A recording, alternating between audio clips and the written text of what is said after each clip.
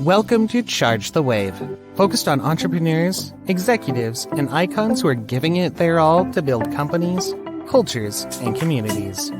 Without further ado, here's our next episode.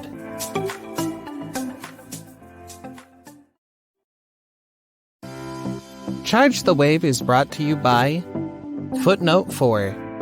Footnote 4 dedicates Charge the Wave to the late Duke Kahanamoku from 1890 to 1968, the greatest waterman, pioneer, and American icon of our time, the diversity movement. Today's episode is brought to you by the DEI navigator from the diversity movement. It's a familiar scenario. You've been hired to lead diversity, equity, and inclusion, but you don't have the resources and network or maybe even a job description, let alone a strategic plan and a budget. You need help. That's why the diversity movement created DEI Navigator. This monthly subscription service is designed for small to mid-sized businesses that are committed to DEI action. DEI Navigator is everything you need all in one place.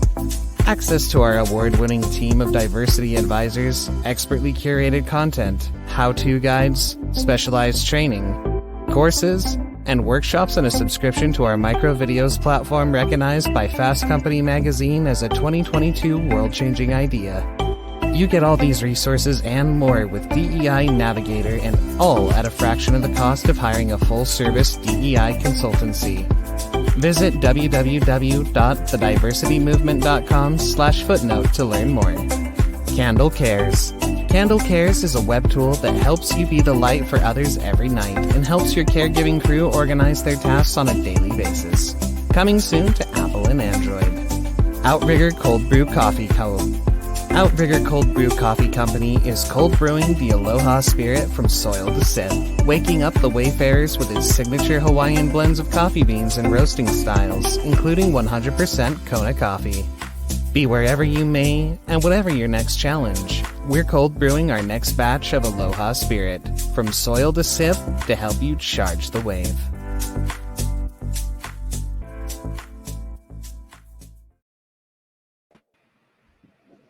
Welcome to Charge the Wave, Vicky.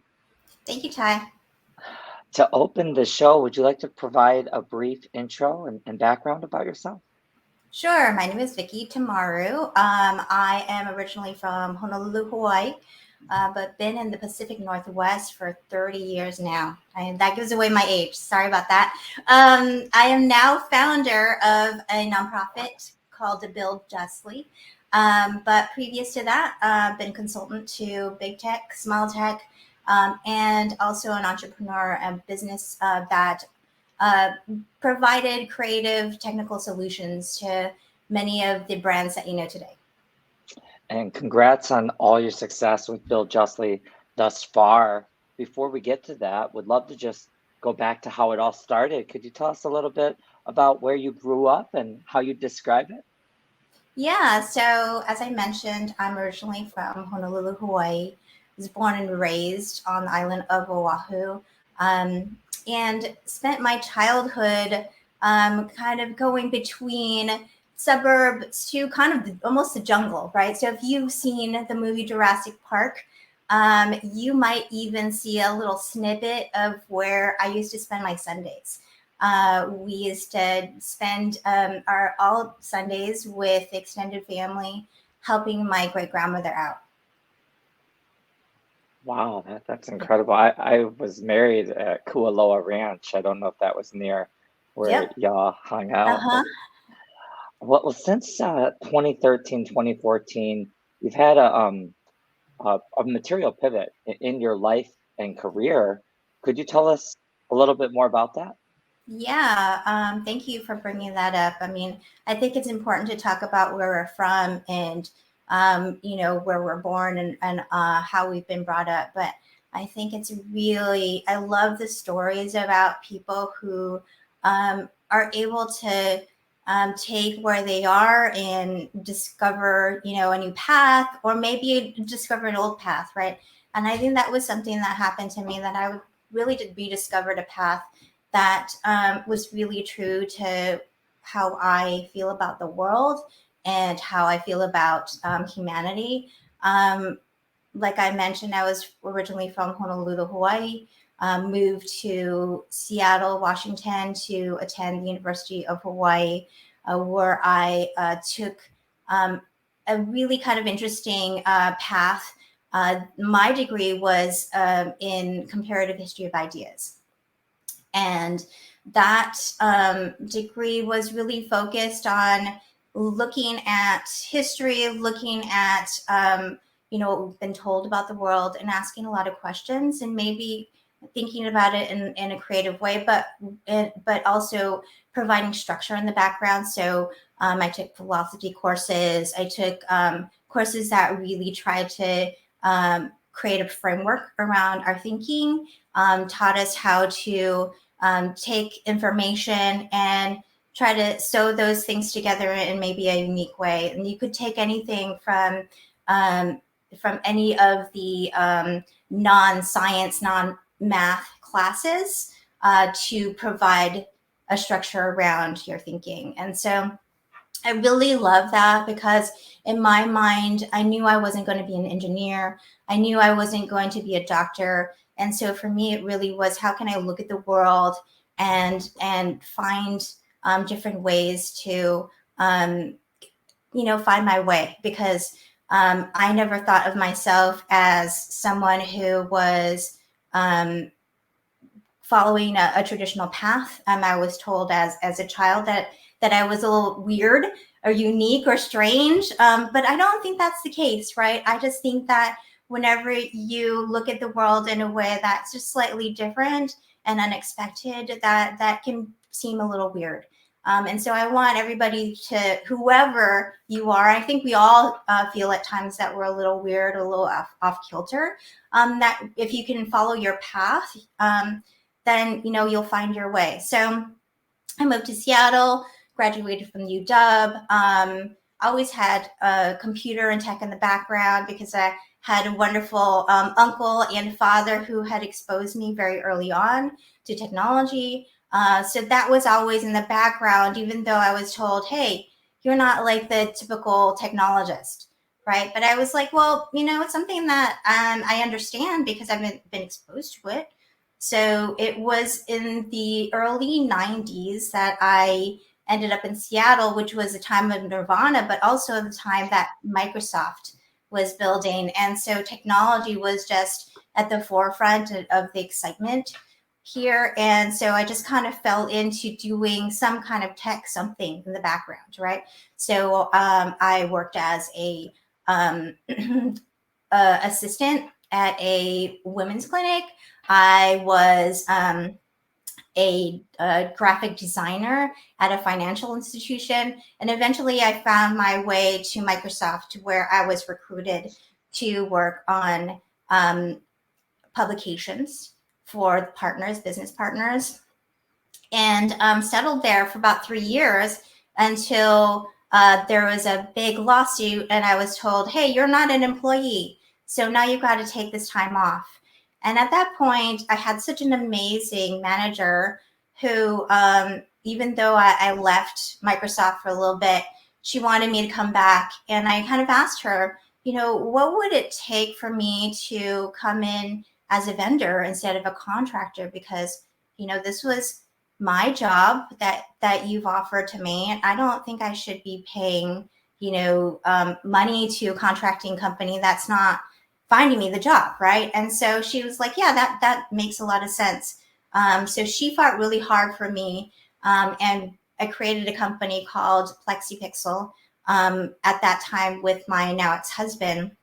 And we ended up being a preferred provider to Microsoft, as well as companies like Disney, Google, Amazon, Adidas. And that would just, a lot of that just happened to be, I was at the right place, the right time, and had the right mentors and allies.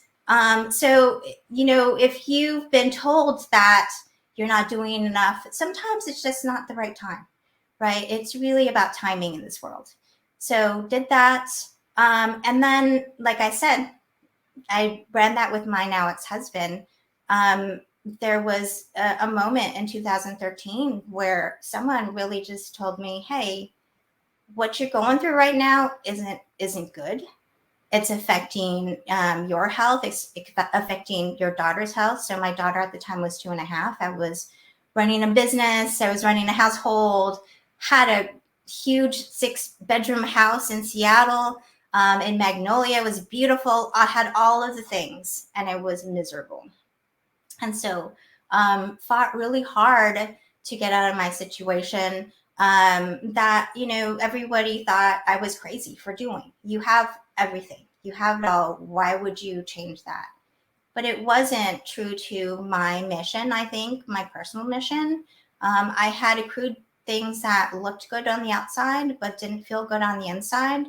I think that, standing up for people, providing opportunities, that's what I was there to do. And that kind of all fell by the wayside, really just trying to accrue more, right? And so I walked away from that and thinking that I could go back into big tech because they were my clients.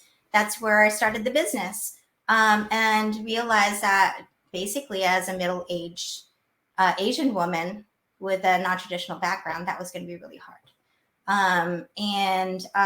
So I was really lucky, got a consulting situation with an old client. And it was during COVID that we realized all of the things that we had been doing had brought us to this moment to see the impact of a lot of the bias and the prejudice that we had been fighting inside of big tech, was resulting in really increasing the gap between the haves and the have-nots because they didn't know how to use tech. And tech is really complicated, and we make it even more complicated. So how do we expect people to pick it up and then get onto their distance learning or find a remote job or even sign up for government programs on their computers if they don't have the resources, they don't have the models, they don't have the information? And so that's where Build Justly came to be in early 2020. And here we are today. What do you wish people knew more about equitable technology? I want people to know that technology is not equitable and it's not your fault. What happens inside of a lot of businesses, and especially in tech, is we have this mentality of optimization. And what I see happening with optimization is that it's very exclusionary. So I call it exclusionary optimization because we follow this model of the Pareto principle, which is if you focus on 20% of your market or 20% of the features or 20% of the work, you'll have 80% impact, right?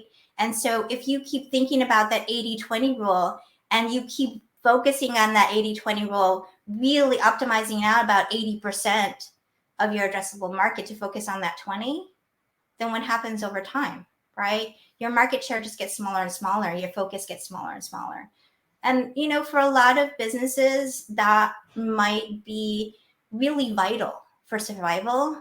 But when you're a big tech company and people around the world are really reliant on your software, your devices, your offerings to do basic human tasks, that's when it's not okay.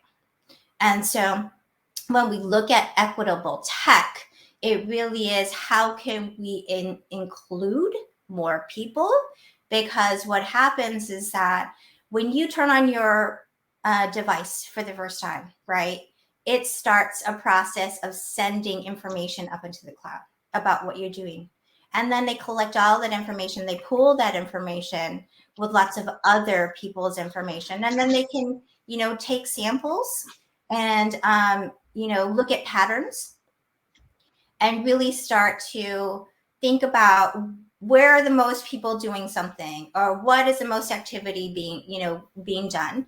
And then that's how they make the decisions. But if you think about it, that means the people who are doing less are less important. And the people who have not started their computer, or maybe they're not attached to the internet reliably, their data doesn't even get included at all. And so there's a lot going on right now with investments around digital inclusion. You know, the Biden administration has been able to bring to bear, you know, billions of dollars of investments into infrastructure and digital inclusion. But those are address three things, right? The three things are device, low-cost internet, and education. But if those devices are too hard to use because they've been optimized for technologists, or the broadband companies are not held accountable because they just got to show that they're doing something. Because right now, you know, they can say it's too hard to actually measure who gets their broadband services or how much those things cost, right? Because data is really hard to collect. And then you look at the education piece, and that relies on the right people to get the right education, to have had the other two things for enough time to learn how to teach, right?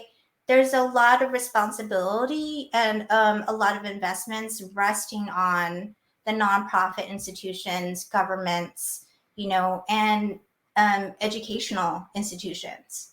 But what about the for-profit companies? What about the companies that are actually creating this problem and exacerbating this problem, right? What's great about that, though, for these companies is that that's a huge additional addressable market if they can bring all those people online and on board, right? And so there's Absolutely. opportunities with growing this pie that I think are really exciting. So equitable technology is a way to grow humanity in some ways, right? Honestly, I don't think technology is the end all be all, but right now it is the way in which you can access the modern economy. And we got to do that first. Can you tell us more about Build Justly, its mission, point of view, purpose? Yeah, it's really about creating more inclusive economies through more equitable tech, right? Because again, like I said, if you want to get plugged into the modern economy right now, the barriers are tech. What we do is we focus on the data. We focus on the way in which big tech companies and investments are being made, and really trying to figure out ways in which we can kind of flip the script a little bit and say, like, hey, where are opportunities here? Where are the opportunities for big tech? Where's the opportunities for government, nonprofits to really identify who needs what, right? And that's really hard. Data collecting is really, really hard. And then on top of that, we want to keep in mind that privacy and security are very, very important as well. And so because myself and our co-founder came out of the OS business, we have had lots of exposure to how you address those issues. We actually worked with one of the lawyers that had to write the big check for Microsoft to the EU, and that's where GDPR came from, right? So the whole privacy policies that we all live by in tech. So those things are super important. I really try to focus on this idea of democratization of tech. And that means, like, how can more people be active in the role of building technology and providing technology? And a lot of that stems with this idea of data sovereignty. Who owns data? Who provides data? Who decides what data is important, right? And so we've actually built tools and programs that allow for all of these things to start to happen. And we provide those tools and programs to the government institutions, to the nonprofit institutions, to even the for-profit institutions that want to get involved. So we don't do the direct to customer kind of services ourselves. We facilitate the tools and processes for the ones that are working on the ground who are already doing great work to do better work. How would you describe the difference between a disruptor and an agitator? And would you prefer one over the other? I think language is so important, right? I think we forget how important language is. So when I look at those two words, I think of them as being very similar. And yet one is seen in a really positive light and one is seen as in a really negative light. A disruptor, I think, is seen in a really positive light, primarily because it got adopted by technology, right? They really want to say, like, okay, our technology, our products, our services disrupt everything, And I think I don't think that's necessarily the best path to long-term change, right? Disrupting something means that you got to have something in the background to come behind it and is a better solution that can be adopted by everyone, at least the ones that are, active in the present solution, right? And so when we look at our activities in Build Justly, it is all about this top down and bottom up. So it really is, how can we provide some kind of mechanism to support both motions? Because agitation, for me, I think, even though it has a really negative connotation, is really maybe even more exciting, because agitation means, to me, little pokes, right? It's not this big, gigantic, like, we're going to disrupt this and we're going to replace it with something else. It really is asking the questions, providing some different perspective, and like maybe creating a longer term, a less, major change, so that though what comes behind that, the new solution is something that has been bought into, but also been created by all the people and all the processes that bring the new thing in, right? And so I like the word agitator. Maybe it's because I find myself an agitator. I agitate a lot of people. Some people don't like that. And the people who I find like the agitation, that I seem to provide, they're also agitators themselves. They might not be like overtly so, but in the back of their mind, they're like, yeah, I think we should ask questions. Let's do this thing. So I'm all about finding the agitators out there.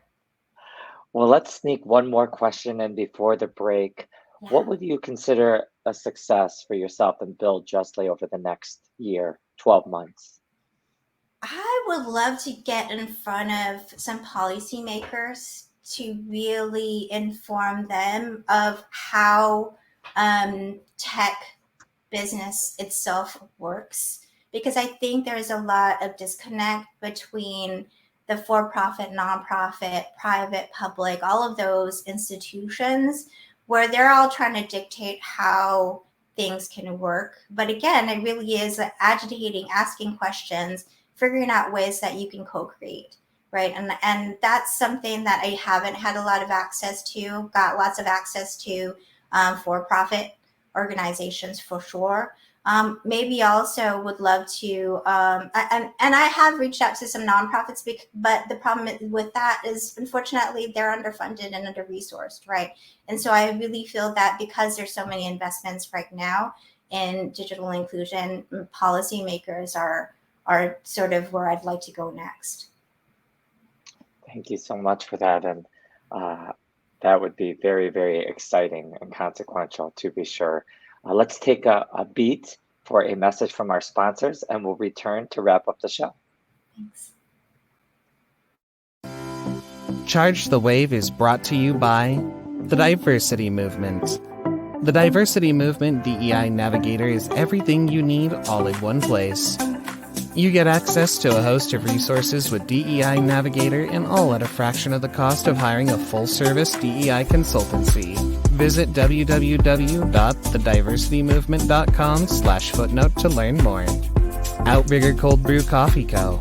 Be wherever you may and whatever your next challenge, Outrigger Cold Brew Coffee Company is cold brewing our next batch of Aloha Spirit, from soil to sip to help you charge the wave.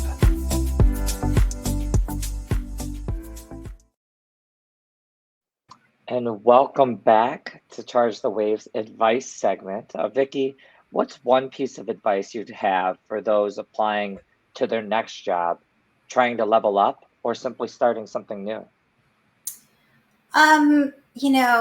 I just read a post just the other day from a boomer, right? Talking about how hard it is these days. And I will say I'm not quite a boomer, but I'm certainly have been in the career world for a long time. And things are hard right now. And it's hard because there are all these processes that have focus on that exclusionary optimization, right? How do we look for those keywords? How do we, put input more and get, less out of it, right? And it really is, I think it's not about the quantity. This is the same advice I give people dating. It's not about the quantity, it's about the quality, right? Don't get discouraged. You're going to unfortunately have to do a lot of the quantity searching. But I would say if you can focus on the quality searching. So look for businesses or look for opportunities that really, really resonate with who you are on the core, what you really want to do with your life, right? And that to me isn't necessarily like I want to make a lot of money, but like what makes you warm and fuzzy inside? Who do you like to spend time with? What do you like to talk about? Right? Look at those things, do that research, and then do also some targeted outreach. Some of the things that I did when I first started running my business, and we had gotten to the point where we had been doing a lot of work with Microsoft and had decided that, we wanted to grow our portfolio. I got on LinkedIn and, I'm going to say like things have probably changed since then. You have to jump more hoops. It was not as easy. But I went on LinkedIn and I started reaching out to people I graduated high school with, or people that, graduated from the same places that I did, universities, high schools, whatever, people who knew my mom. I didn't care if they were working someplace that I had interest. And it wasn't like, hey, I'm looking for a job or I'm looking for opportunity. I was looking for coffee or 15 minutes of their time because I wanted to know about them and how they found their way to where they're at. And I wanted to ask them questions about, how are things going now? What do you like about what you're doing now? Can you give me any advice of what led you to where you're at? If you're happy, what pitfalls should I avoid? And I wanted to get down really deep and dirty as much as they'd allow me. Again, kind of like dating. Coffee first, guys. Don't go dinner. The entrepreneurship journey is grueling. It's taxing. It's getting kicked in the stomach by a donkey over and over again and getting back up. How do you manage your health and mental energy runway? I'm going to be honest with you. I've spent a lot of time with entrepreneurs. Was in several organizations. I've consulted with entrepreneurs, been one myself. And right now, I actually have a part-time job helping out with small businesses. Um, it is hard, like you said. Uh, and I'm going to be really honest. Many of us just keep going, right? It is a thing. It's a survival skill that we don't realize that we are tapping into until we're exhausted and we're depleted. And in some ways, that's the journey that led me to walking away from my business. That's not to say that everyone should be walking away from their business, but you need to identify what you personally need. And the only way you're going to do that is to give yourself some time. Take a break, separate yourself, and even find people who will give you the straight and the straight messaging. Like, I it's easy to surround yourself with people who say you're amazing. It's much harder to find people who say you're amazing and here's what you need to provide space for yourself. And here is where we are willing to help make space for you. right? So it is really about the community that you build around you. That's going to support you in life as an entrepreneur, as a parent, whatever. In addition to building communities, companies, and culture, what else do you enjoy? What else is there? I'm just kidding. I love, honestly, I'm going to bring that back around. I like agitating. I really do. I love sitting somewhere and like making someone just kind of go, huh, okay. Just to pause. I'm not there to like prod enough so that they're really irritated and want to walk away and shut down. I created these 3 cards for myself when I was looking for a job. And one of the cards was that I created was Mindworm Instigator. I love creating that thing that just like kind of nags at you every once in a while and goes, hey, what was that thing that I was talking about? It doesn't even have to be associated with me. I just want you to kind of, I love just trying to plant something and have them come back and think about it later. That's kind of fun for me. What wave will you charge next? In other words, what's next on the horizon for you and Bill Jessley, close to the boat? Oh my gosh. I mean, what am I not doing? And maybe I'm not doing because I'm not exposed to it. Because seriously, this is why people think I'm a little crazy. So within the last 2 months, I started a part-time job working at a big tech company, agitating internally. I applied for a fellowship to learn about policy specific to tech and science. I'm hoping that's going to go well. I started a master's in public administration course, learning about local economies and building and creating strategies for local economies. And then later today, I'm actually interviewing for a year-long leadership program. So I am trying to get out there for sure. Because again, like Bill Justly, we've been working on this in earnest. If we really look at all of the activities we've been doing for 8 years, trying to tackle that bias and prejudice in business practices. And it's really time to get it out there. I'm just trying to figure out how to do that. And hey, Ty, you're going to help me out, huh? I hope so. It sounds like you're doing some amazing things, some incredible projects underway, and I'm certainly excited to follow your successes. We'll move right into the lightning round. My favorite pick-me-up is Outrigger Cold Brew Coffee Company from the island of Oahu, and from North Shore Roasters. And we're also have some partnerships with some farms in the Big Island, and so I'm a little biased. Do you have a favorite pick-me-up? You are making me super thirsty right now. I used to spend summers with my grandma in Kona, so Kona has a big place in my heart. I am not I I'm not an aficionado of caffeine. I'm kind of that like put it straight into my veins and let's go kind of person, because I got super lucky and my husband wakes up every morning. The first thing he does is makes coffee for us, and I don't even know what goes in that pot.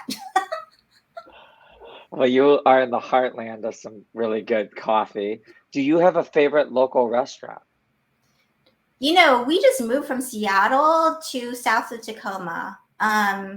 It was a huge shift. Like I said, I've been in the Pacific Northwest, and the majority of that time was in Seattle, and I got to see just so many amazing changes, some good and some not so good. We've been trying to find our way down here in the suburbs. It is difficult. Tacoma probably has a lot of offerings, but I've got a kid in school, so we don't get out much. I will say there was one really amazing hole in the wall Mexican restaurant that we bumped into, probably because we were lost, called Los Cuervos.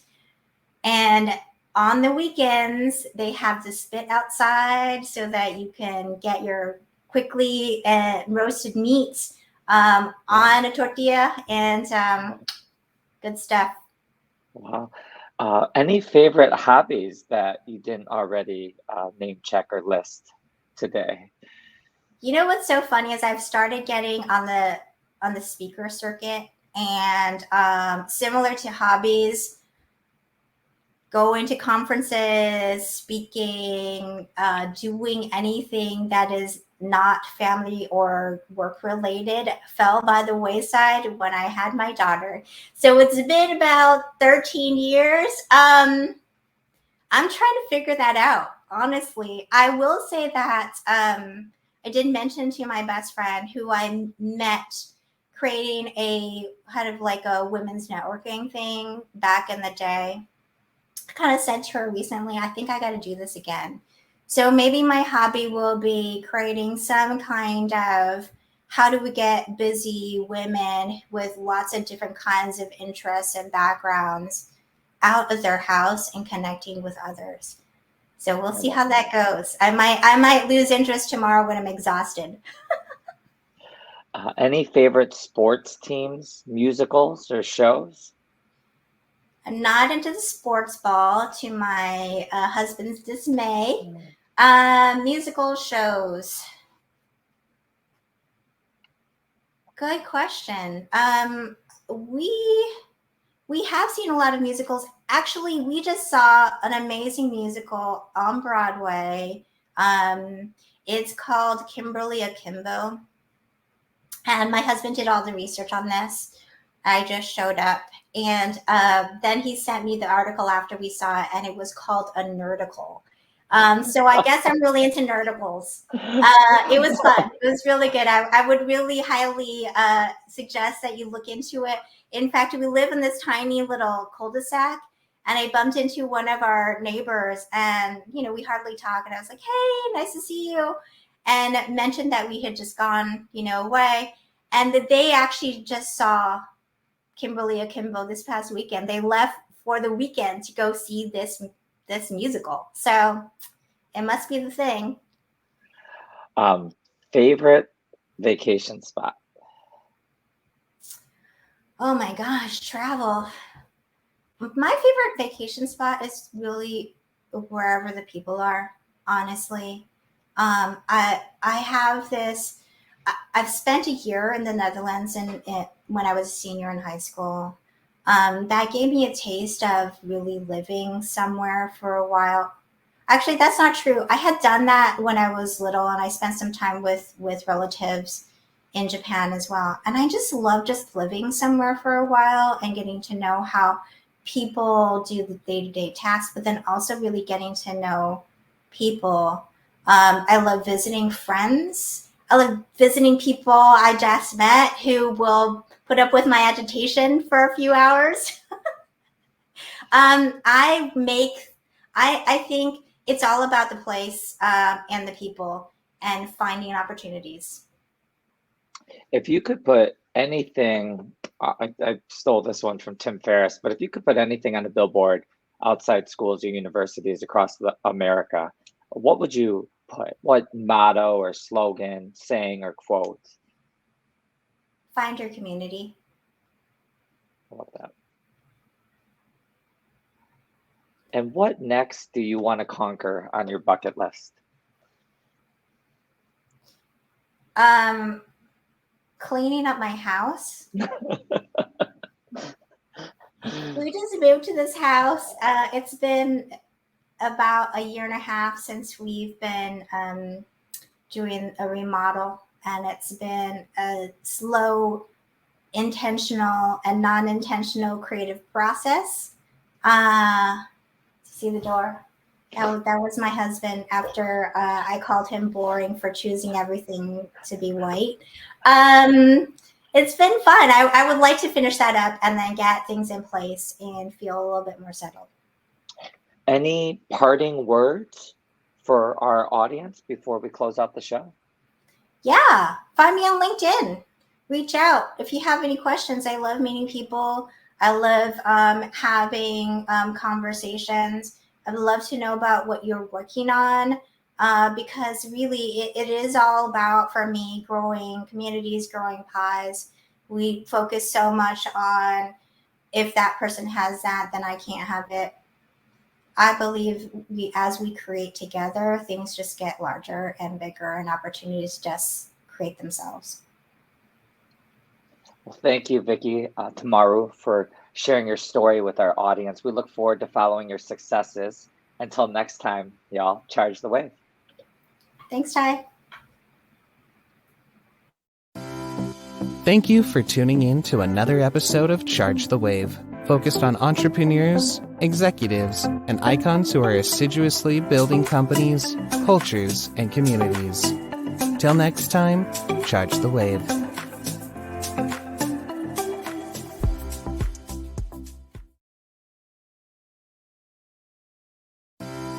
Charge the Wave is brought to you by Footnote 4.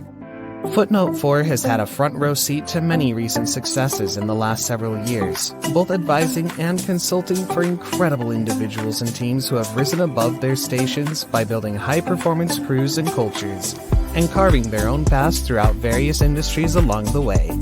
Footnote 4 dedicates Charge the Wave to the late Duke Kahanamoku from 1890 to 1968, the greatest waterman, pioneer, and American icon of our time. The Diversity Movement.